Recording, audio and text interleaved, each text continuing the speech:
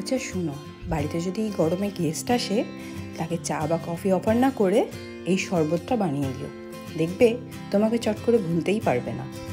কিছুই না, কতগুলো আম নিয়ে নাও, সেগুলোকে ভালো করে ধুয়ে প্রেসারে 2টো সিটি দিয়ে নাও। একটা কি 2টো সিটি পড়ে গেলে আমটাকে নামিয়ে নাও। ঠান্ডা হয়ে গেলে এবার এটা খোসা ছাড়িয়ে ভালো করে এর মধ্যের যে পাল্পটা সেটাকে একটা জায়গায় নিয়ে নাও। খোসা আর আটি বাদ দিয়ে যে পাল্পটা বেরোবে সেই পাল্পটাকে একটা মিক্সার জারে নিয়ে নাও।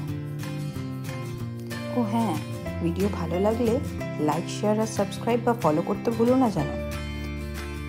এবারে এর মধ্যে ভাজা জিরের পাউডার, বিট লবণ আর চিনি দিয়ে মিক্স করে নাও গ্রাইন্ডারে। এবারে এটা একটা কন্টেনারে ঢেলে পুদিনা পাতার পেস্ট মিশিয়ে ফ্রিজে স্টোর করে রেখে দাও। এটা তুমি 1 মাস পর্যন্ত স্টোর করতে পারো। বাড়িতে গেস্ট এলেই বা যখনই খেতে ইচ্ছা করবে একটা গ্লাসের মধ্যে 2 থেকে 3 চামচ দাও, একটু জলজিরা দাও আর বেশ কটা আইস কিউব দিয়ে জল দিয়ে দাও। প্রচণ্ড গরমেও বেশ ঠান্ডা ঠান্ডা অনুভূতি হবে। এনজয় করো একদম ঘরে বানানো আম পান্না। যবে থেকে এরকম ঘরে বানিয়ে রেখেছি তবে থেকে বাইরের কেনা প্রিজারভেটিভ দেওয়া আম পান্না কেনা আমরা বন্ধই করে দিয়েছি।